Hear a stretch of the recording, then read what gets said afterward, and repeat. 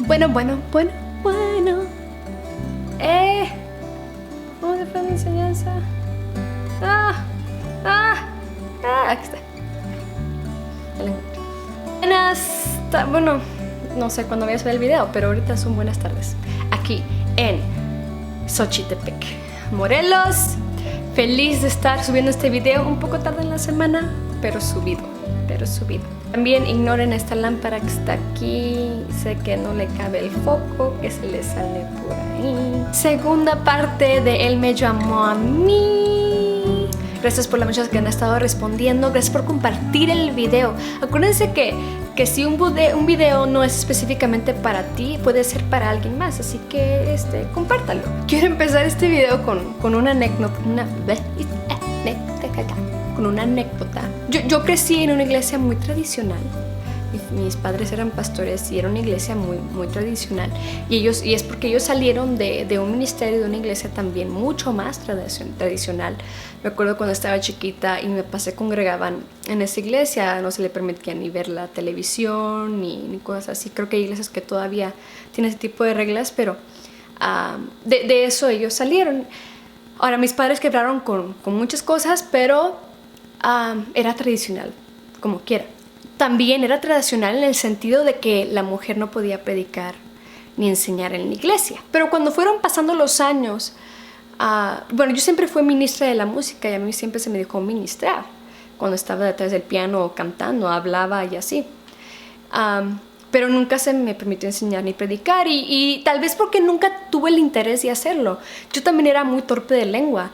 El español no se me daba muy fácilmente o me trababa mucho, que todavía se me traba. Entonces no era algo que yo quería hacer. Y yo me acuerdo que yo decía, lo último que voy a hacer en la vida es predicadora. No me gustaba, no era lo mío, no, nada. Pero entonces, cuando van pasando los años, Dios me empieza a llamar al ministerio, a enseñar. Mi papá empieza a ver que yo tengo un interés en enseñar y predicar, pero él me decía que la Biblia decía tal y tal, ¿no? Que no se podía. Y él venía de esa creencia. Y yo lo aceptaba y yo, porque era mi papá, me sentía con la libertad de decirle, pero mira, pero aquello, pero esto, pero siento que Dios me está llamando. Y conforme fue pasando el tiempo, yo nunca lo forcé, yo nunca le dije ponme ni nada. Creo que él fue viendo que sí tenía llamado en mi vida y que sí podía exponer y que Dios me había dado palabra. Y me acuerdo que una semana me dijo, vas a predicar el viernes, que era un culto general. Y yo, ok. Y me preparé. Antes de pasarme ese viernes, dice, voy a dejar que mi hija comparta la palabra de Dios. Yo sé que él tiene llamado. Dijo unas cosas ahí que no me acuerdo muy bien. Entonces él me pasa y yo pongo mi Biblia en el púlpito y yo le doy gracias a Dios y gracias a mi papá por la oportunidad y el privilegio que me dio de compartir la palabra de Dios. Y en ese momento, todos los hombres, menos 2, se pararon y se salieron de la iglesia. Me dio como un dolorcito como aquí. Y en ese entonces yo tenía una muy buena amiga que todavía la quiero mucho. Y ella está casada y ella le dijo algo a su esposo y su esposo se salió.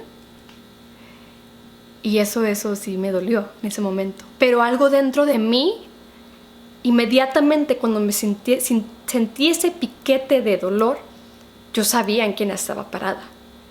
Yo sabía que me había dado la palabra y si no la quieren escuchar, pues está bien. Y expuse la palabra. Yo sabía quién estaba parada. Mi autoridad, mi pastor, mi padre me había dado el permiso. Estaba exponiendo algo que yo sé que Dios me había dado. Y yo no podía controlar la reacción que sucedió en ese momento. Fue mi primera probadita de las cosas que yo me iba a enfrentar en los próximos años en mi ministerio. Después de que sucedió eso, yo esa noche pensaba, y lo pensé mucho tiempo después de lo que sucedió. Y dije, si Jesús hubiera estado ahí, se hubiera salido. Y eso que me da, lo que me da paz, ¿no? Y eso fue el principio de un lapso de aprendizaje. Cuando decides emprender en un ministerio, no solamente de enseñar y predicar, pero cualquier ministerio, estás decidiendo emprender en un camino que no es muy transitado, no es para todos, no es muy caminado. Como todo camino que es poco recorrido, es solitario.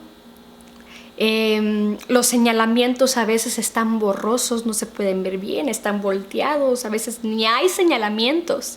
Partes del camino están pavimentadas y otras no. A veces solo es tierra y tienes que ver para dónde es el camino, no puedo ver bien para dónde es. A veces el camino no parecerá seguro, a veces va a ser oscuro, va a haber noches donde no se va a ver ni las estrellas ni la luna y vas a estar como a tener miedo, a tener que tomar riesgos. Pero este tipo de caminos, los poco transitados, también tienden a tener las mejores vistas.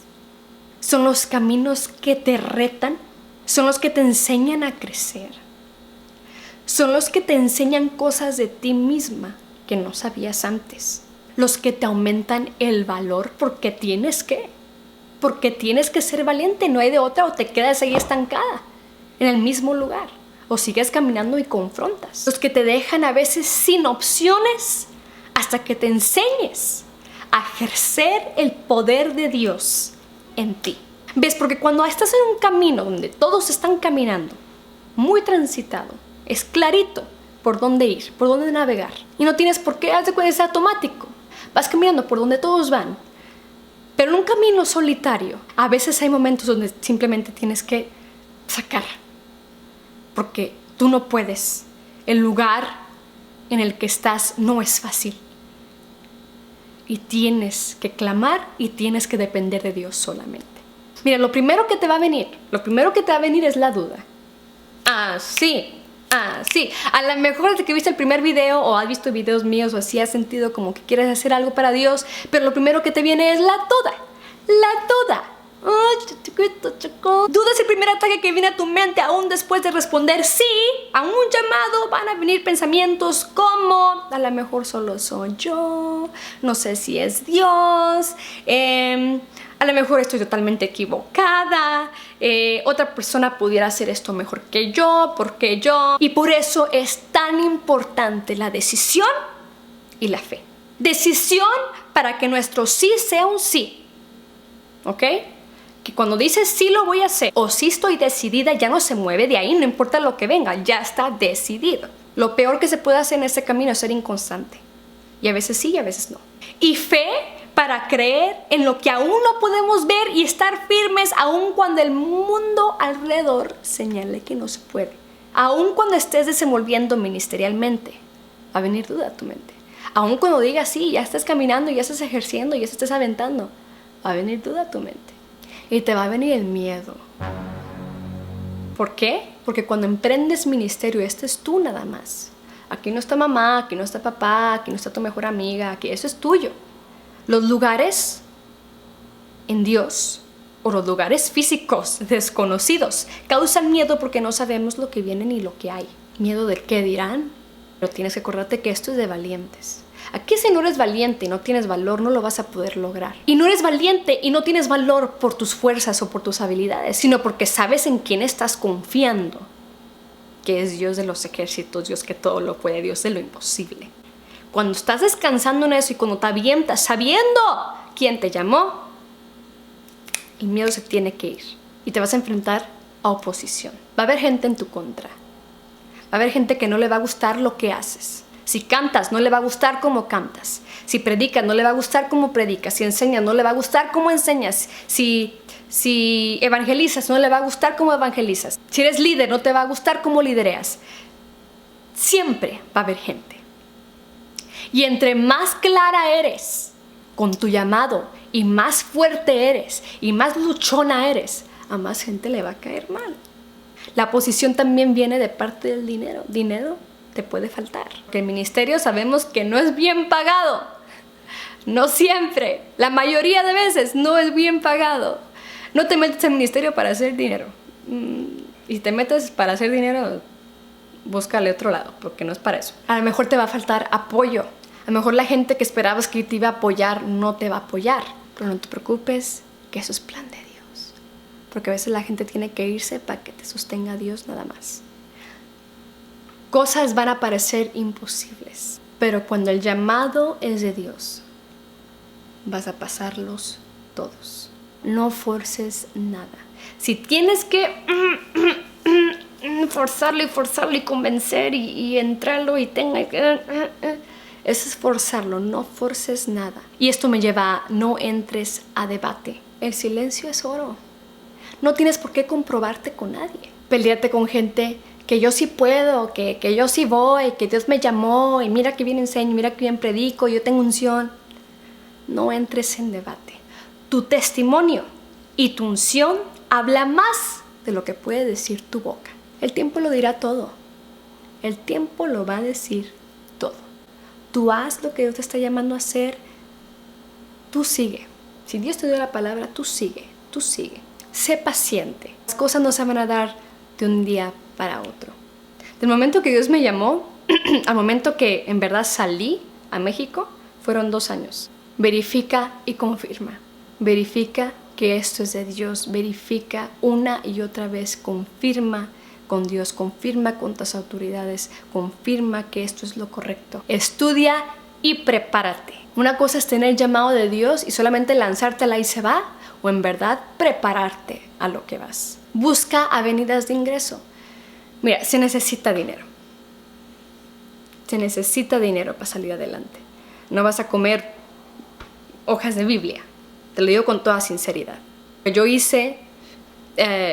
trabajé por todo un año y todo ese dinero lo ahorré para irme. No me iba a durar toda la vida, pero iba a durarme aunque sea 8 meses. Y yo dije, después de esos 8 meses, si es de Dios que yo siga, Dios va a proveer por mí. Pero voy preparada para un buen cacho.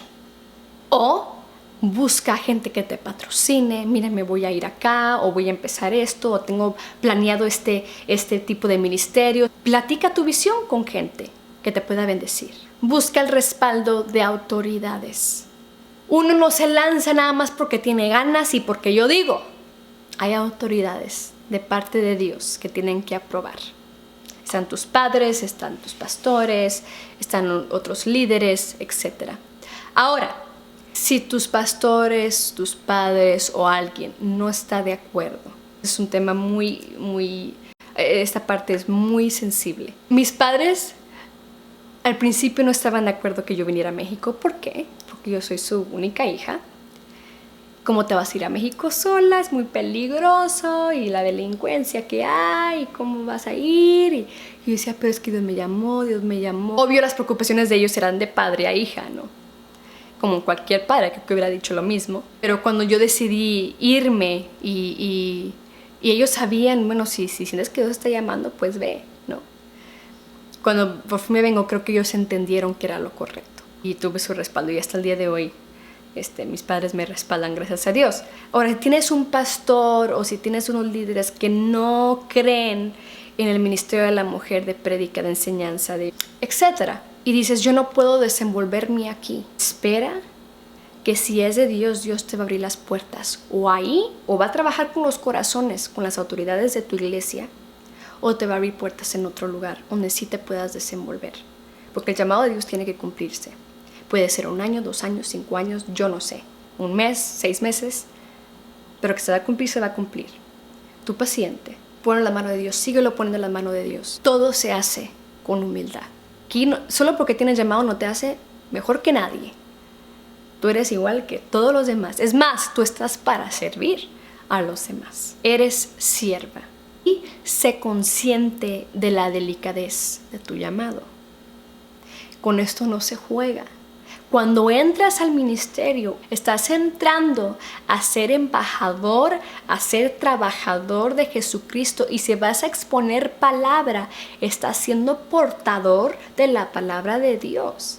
Es algo muy delicado.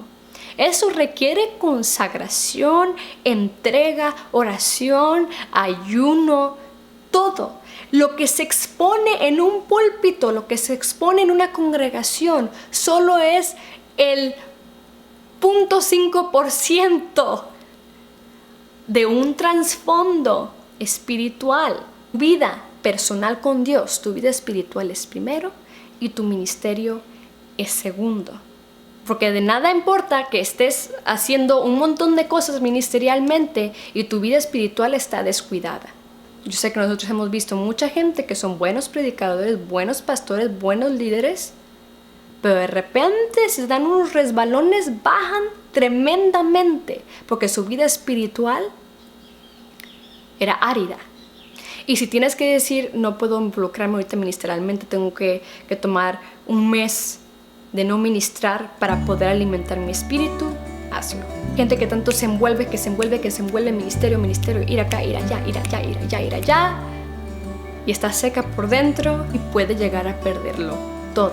Estás como Pedro. Entonces lo que pasa, estás como Pedro en la barca, ¿no? Y Jesús está diciendo, ven, y dices, o sea, o me hundo o voy a caminar. Pero Pedro tenía tanta fe en el maestro que empieza a caminar sobre el agua. Tú, puesto los ojos en Jesús, teniendo fe en que Él, no tú, Él te va a dar la habilidad de caminar sobre el agua. Te avientas y vas a caminar. Pero en el transcurso del tiempo van a venir los vientos, va a haber las horas, los truenos, va a venir la gente que te va a decir que no. Pero eres mujer, pero tú no, pero aquello, pero no tienes dinero, pero eres pobre, pero no eres buena para hablar, pero no eres buena para cantar, pero no eres bla, bla, bla, bla, bla, bla, bla. Y eso te puede causar que te hundas. Y dijo Jesús, no dijo Jesús, ay, estos vientos, estos truenos, dijo, hombre de poca fe, ¿por qué dudaste? La fe, la seguridad que Dios te llamó es lo que te mantiene a flote. Y esto lo quiero compartir de mi corazón. Es un gran privilegio. Es un gran privilegio ser llamada. Yo tampoco sé por qué me llamó a mí. Tal vez tú no sabes por qué te llamó a ti. ¿Por qué a ti? ¿Por qué a mí?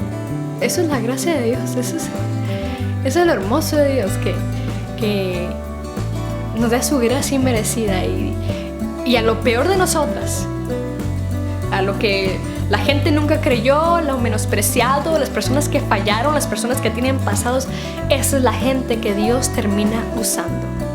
No dejes que nadie te diga que no puedes. Les mando un abrazo a todas, que Dios me las bendiga. Adiós.